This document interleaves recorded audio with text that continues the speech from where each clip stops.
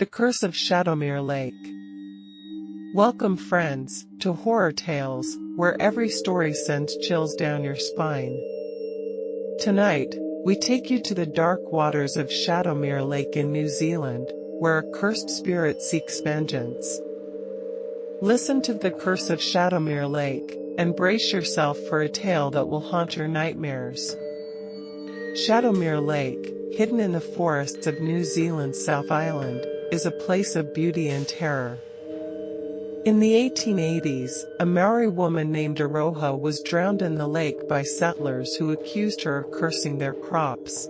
As she died, Aroha cursed the lake, vowing that her spirit would drown anyone who dared to enter its waters. Since then, locals say Aroha's ghost haunts the lake, her cries echoing on still nights, luring swimmers to their doom.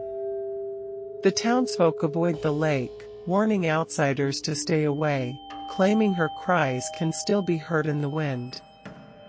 The story begins with Ethan, a 34-year-old adventure guide from Auckland, who arrived in Shadowmere in June 2025 to lead a group of tourists on a hiking trip.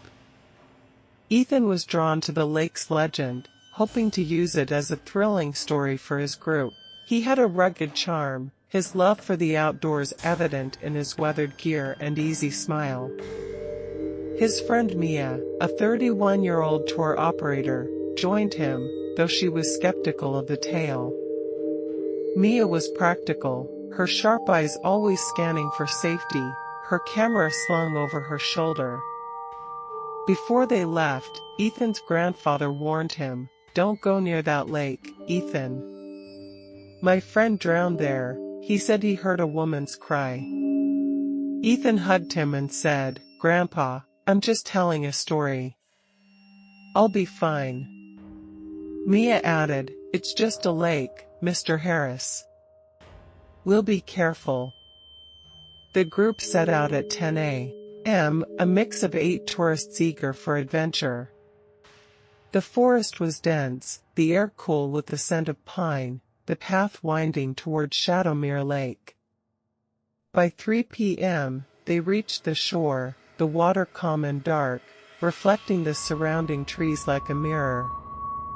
The stillness was unsettling, the silence broken only by the rustling of leaves in the breeze.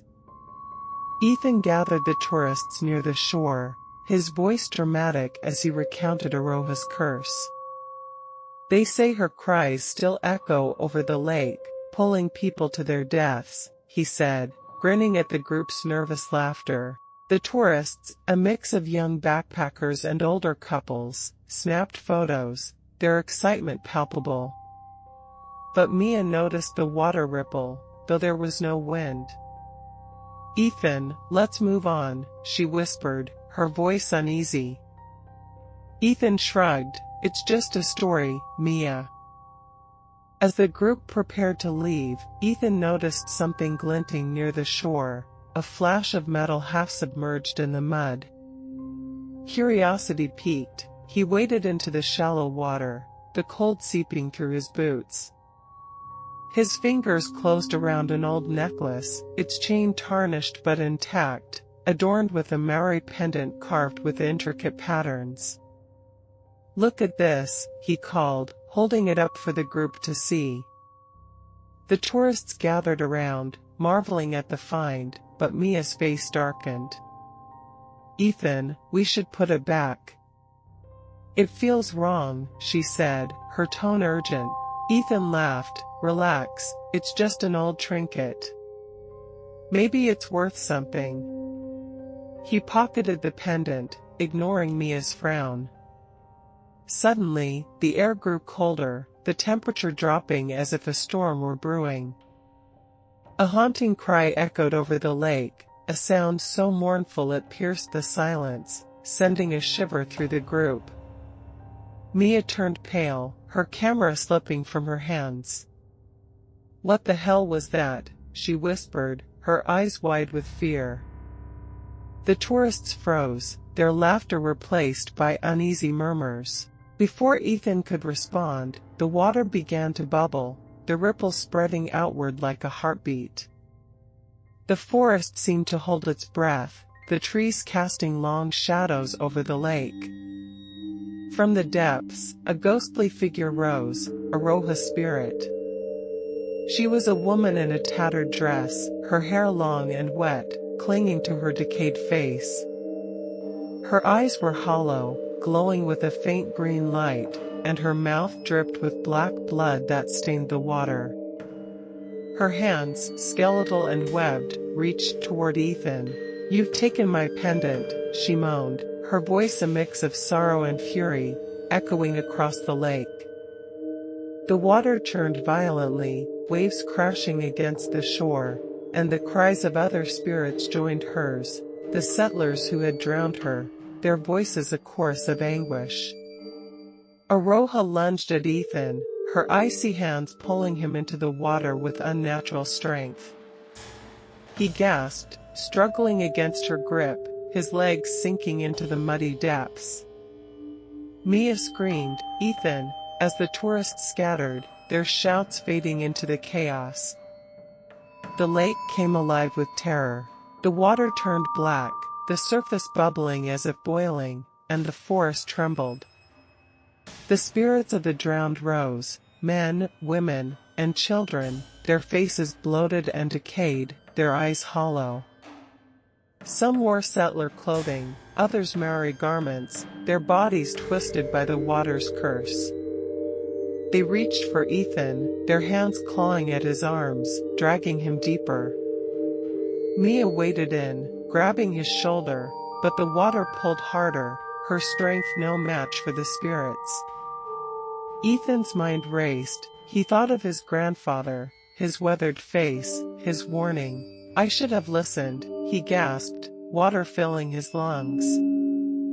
The pendant burned against his chest, its metal searing his skin, a reminder of his mistake. In his panic, Ethan clutched the pendant, its heat intensifying. He ripped it from his neck and threw it into the lake, shouting, "Take it back!" Aroha shrieked, a sound that shook the trees, her form dissolving into mist. The water calmed for a moment, the spirits pausing, their cries fading. Ethan and Mia scrambled to the shore, coughing and drenched, the tourists watching in horror from the trees. But as the mist cleared, the spirits closed in again, their numbers growing. "You can't escape her curse," they moaned, their voices a chilling chorus that echoed through the forest. The lake's edge seemed to stretch, the water creeping toward the shore, threatening to swallow them all. Ethan and Mia ran, leading the tourists deeper into the forest, the spirits chasing them. The cries grew louder, the ground trembling with each step, the air thick with the stench of decay. Ethan's legs burned, his breath ragged, but he pushed forward, Mia beside him, her hand gripping his arm. He thought of his grandfather again, his love, his stories of survival. "We have to make it," he muttered, his voice hoarse. They reached a ridge overlooking the lake, the spirits halting at the water's edge, their forms fading into the mist. The group collapsed, exhausted, the silence returning as if nothing had happened. Ethan and Mia led the tourists back to Auckland that night, the journey silent, their clothes still damp. They vowed never to return, the pendant's image burned into their minds. But every still night, Ethan hears a faint cry outside his window, a sound that lingers, a reminder of Aroha's wrath. He knows she's still watching, her curse unbroken, waiting for him to step near water again. So, friends, do you think Ethan should ever return to Shadowmere Lake? Share your thoughts and your own chilling tales in the comments.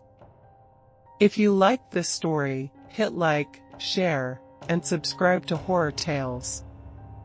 Check out our new playlist Haunted Lakes for more terrifying tales, link in the description.